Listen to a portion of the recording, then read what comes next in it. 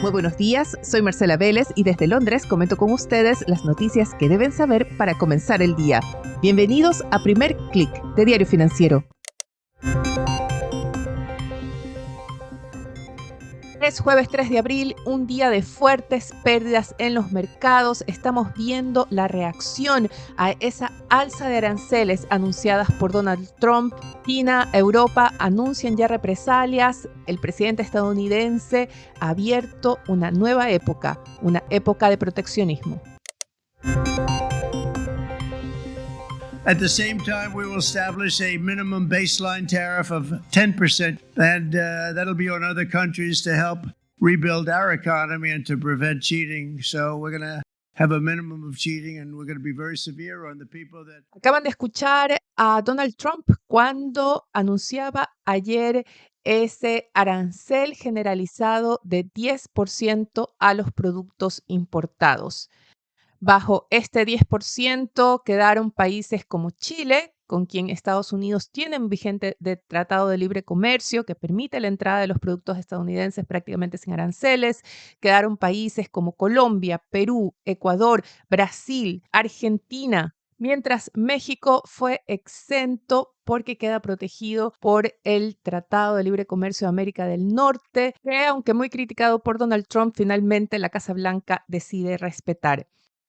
Otros 57 países, desde China a Brunei, pasando por Nicaragua y las Islas Malvinas, quedaron golpeados por las denominadas tarifas recíprocas ajustadas, aranceles que van desde el 11 al 54%, que se habrían calculado, dice la Casa Blanca, en base a una fórmula matemática que, por cierto, se publicó anoche. El gran perdedor es China, que tras el alza de 34% anunciado ayer, sumado a los aranceles que ya se le había impuesto desde el inicio del mandato de Donald Trump, queda con un arancel de 54% para sus productos enviados a Estados Unidos. Otra sorpresa fue el arancel de 46% a Vietnam, que es un país al que muchas multinacionales habían trasladado sus centros de producción como parte de esta estrategia de diversificar sus cadenas de suministros, reducir su exposición en China y con ello reducir supuestamente el riesgo a que sus productos queden afectados por aranceles. Bueno, no sirvió porque ahora los productos producidos en Vietnam quedan con un 46%. También sorprendió los altos aranceles a Tailandia, 32%, a Japón, 24%, a India con un 27%, a pesar de la reciente visita del primer ministro indio a Washington y aparentemente se había logrado cierto avance ahí en la negociación. Es precisamente esta decisión de la Casa Blanca de golpear primero, porque los aranceles entran en vigor desde hoy escalonadamente hasta el 5 de abril en el caso de las tarifas de 10%, y negociar después, lo que golpea también a los mercados esta mañana porque no hay certeza de cuáles de estos aranceles van a continuar vigentes, digamos, de aquí a un año, cuáles serán eliminados después de una conversación telefónica con Trump o de una negociación más profunda. Es también esta decisión de la Casa Blanca de combinar estas tarifas recíprocas con un arancel generalizado de 10%. Esta última acción se entiende como una medida que va a aumentar con fuerza las presiones inflacionarias de Estados Unidos, porque la demanda no se puede reemplazar rápidamente y no todas las empresas tienen capacidad para negociar con sus proveedores y obligarlos a ellos a asumir el aumento en el costo de los productos a consecuencia de estos aranceles. Y no todas las empresas están en capacidad de absorber estos costos en sus márgenes, con lo cual se puede esperar un ajuste rápido en los precios. ¿Qué estamos viendo en los mercados? Estamos viendo que los inversionistas prevén que esto va a golpear con fuerza a la economía de Estados Unidos, también que va a provocar una desaceleración global. Sorprendentemente, si bien hay caídas en China, no son tan graves. Parece haber una apuesta de que ese país va a lograr sortear este conflicto comercial con Estados Unidos y en general lo que vemos es más incertidumbre, más aversión al riesgo. A esta hora, los futuros de Wall Street caen en torno a un 3%. El Dow Jones se prepara para perder 1.000 puntos en la apertura. El Nasdaq pierde 3,6%, el S&P 500 un 3,11%. Vemos caídas algo más moderadas, podríamos decir, en Europa, donde el Stoxx 600 retrocede 1,5%. En Asia, el índice regional perdió en torno a un 1%, pero las bolsas más golpeadas fueron, sí, Vietnam y Japón. En el caso del Nikkei japonés cayó 2,7%, pero sorprendentemente las acciones locales chinas, las acciones que cotizan en Shanghái, perdieron apenas 0,24%. Las más expuestas al mercado internacional, las tecnológicas, el Hang Seng de Hong Kong perdió 1,5%. Sí, una fuerte caída, pero no se compara con ese 3% que estamos viendo de caída en el Nasdaq o en el S&P 500. Vemos que las criptomonedas, otro producto muy vulnerable a la aversión al riesgo, registra caídas de entre 3 y 7%. Y esa idea de un golpe a la economía estadounidense lo vemos reflejado en el dólar.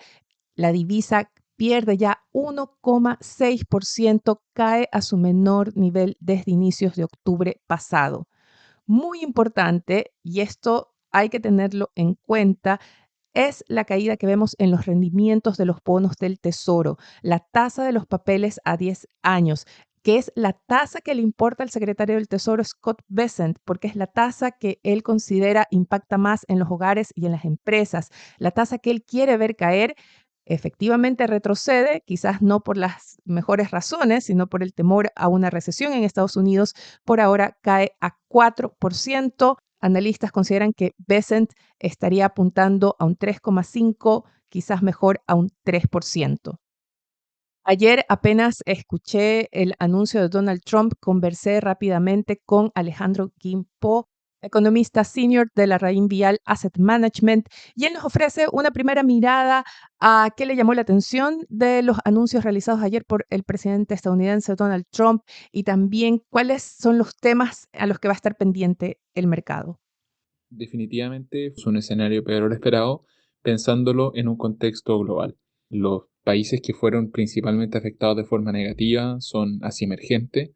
Una aclaración que hizo Scott Bessent luego, ¿no es cierto?, del anuncio de Trump fue que el 34% de tarifas anunciado iba a ser sobre el 20% que ya está anunciado en China, por lo tanto alcanzan un 54%.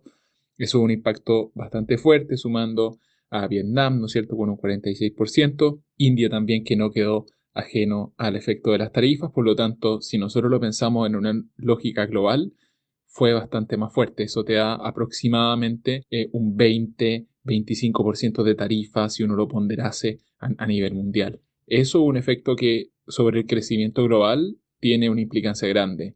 Y yo creo que en las próximas horas vamos a entender con más claridad cómo eso se va traspasando también al efecto de Estados Unidos y también, por supuesto, los efectos que puede tener a nivel de inflación. Ahora, en lo que respecta a Latinoamérica, la verdad es que fue una medida bastante general. Nosotros estuvimos dentro de este 10% de aranceles mínimos que se aplicaron. Existía algo de incertidumbre respecto si es que el IVA iba a ser un factor diferenciador en lo que era la aplicación de tarifas, pero al parecer no lo fue.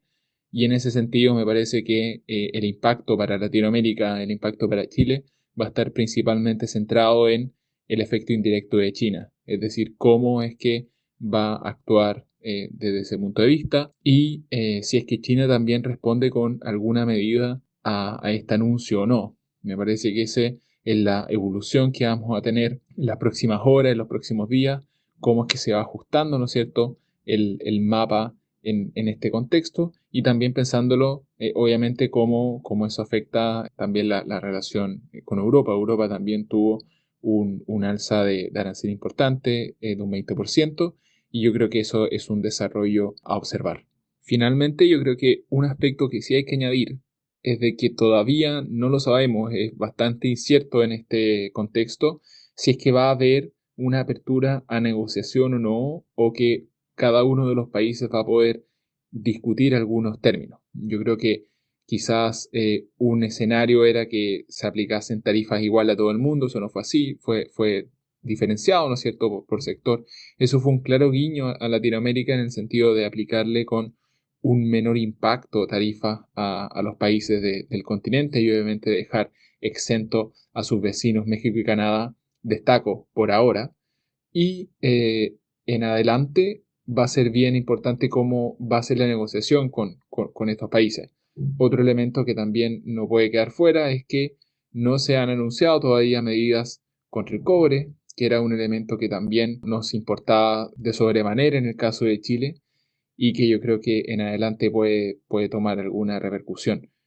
Vamos a tener jornadas que yo creo que tú también lo comentaste en el podcast, no van a estar ajenas de incertidumbre. De hecho, la única claridad que uno podría tener es de que todavía va a quedar harto de discusión, harto de incertidumbre respecto a estos anuncios de tarifa y por lo tanto no queda más que ir siguiendo el escenario minuto a minuto y ver de que en el corto plazo, ¿no es cierto?, vamos a tener algo más de volatilidad y las decisiones de mediano a largo plazo, todas esas posiciones las vamos a tener que ir construyendo en base a los diferentes escenarios que vayamos enfrentando. Propósito de lo que menciona Alejandro sobre cómo van a reaccionar los otros países, estamos escuchando ya esta mañana desde Europa a Ursula von der Leyen diciendo que van a tomar represalias. Lo mismo ha dicho Canadá, que si bien la mayoría de sus productos quedan cubiertos por el Tratado de Comercio del Norte, sí se ven afectados por esa alza de aranceles al acero y al aluminio que está vigente desde inicios de marzo de un 25% y también por el alza de aranceles de 25% a los automóviles. Este último también afecta a México, pero muy fiel a su estrategia, al parecer la presidenta de México, Claudia Sheinbaum, opta por no hacer ningún anuncio, parece que va a negociar en silencio mientras Canadá va por las represalias. No tenemos todavía un anuncio claro de cuáles van a ser las medidas que va a tomar Beijing, pero China ha anunciado que va a responder con sus propias restricciones, con sus propias medidas. Este es el proceso en el que nos embarcamos hoy. No sabemos también si Brasil, Argentina, Chile se van a sentar a la mesa de negociaciones de Estados Unidos o van a aceptar simplemente esta tarifa de 10%. Ya lo dijo el secretario del Tesoro Scott Bessent, no tomen represalias, si no las toman, esto va a ser la tarifa máxima que van a enfrentar. Por ahora, en el caso de Chile, se respira un poco porque no se impuso ese temido arancel de 25% al cobre. Esto está llevando a que el metal tenga una corrección importante. Esta mañana el precio del cobre cae 1,7% en Londres y en el COMEX pierde ya más de 2,6%, retrocede a $4.90 por libra. Eso no quiere decir que el metal esté libre de la amenaza tarifaria. Ayer Donald Trump en su discurso, y lo ha dicho varias veces, quiere que Estados Unidos sea autosuficiente en producción de minerales, de cobre, de madera, de productos farmacéuticos, de semiconductores, con lo cual se mantiene viva esta amenaza de aranceles como parte de este proceso, de esta estrategia para presionar a una producción más doméstica de estos productos que él considera de seguridad nacional. Pueden encontrar en la edición de hoy de Diario Financiero la reacción de los gremios empresariales en Chile, también las expectativas de los economistas, el impacto que esperan en el crecimiento global, en el crecimiento de Estados Unidos y en el crecimiento de Chile hacia 2026. Muy importante en la agenda para hoy, tendremos a dos banqueros centrales, a dos banqueros de la Reserva Federal. Se trata de su vicepresidente Philip Jefferson y a la gobernadora Lisa Cook, ambos miembros del Comité de Política Monetaria, con conferencias respecto al escenario económico de Estados Unidos. Pueden esperar que toda la atención de Wall Street se centre en estos banqueros centrales. ¿Qué señal van a dar sobre posibles pasos de la Fed? ¿Cómo están interpretando el posible impacto de este nuevo régimen arancelario? También Wall Street va a estar pendiente del índice PMI de servicios medido por el Instituto de Gerentes de Compra, el índice ISM PMI, con sus componentes sobre todo de empleo y precios ya correspondientes a marzo. Eso es todo por ahora. Los quiero invitar a que no se pierdan el podcast de mañana. Va a quedar preparado. Yo me voy a tomar una pausa de una semana, pero mañana vamos a estar con nuestro especial. Tendremos un análisis sobre el activo que está siendo el motor detrás de este optimismo en torno al mercado de China, a pesar de esta guerra comercial con Estados Unidos. No se lo pierdan. Es un análisis bastante interesante respecto a las acciones tecnológicas en China y qué rol pueden jugar en los portafolios. Después de eso, me tomo una pausa de una semana. El newsletter va a seguir llegando a sus correos. Si no se han suscrito, pueden hacerlo en df.cl. Mis colegas en la redacción de Santiago van a estar a cargo del newsletter. El podcast va a esperar a mi vuelta el 14 de abril. Suscríbanse en la plataforma que estén escuchando este podcast para estar atentos cuando se publique el próximo episodio. Sigan actualizados de los anuncios de represalias, de los anuncios de análisis sobre el impacto de esta nueva época en que nos ha llevado Donald Trump y también de la reacción de los mercados y mucho más en nuestro sitio web de f.cl y de fsud.com con las noticias de negocios de Latinoamérica. Yo me despido por ahora, les deseo que tengan un buen día. Nosotros nos reencontramos mañana con el especial y luego el 14 de abril.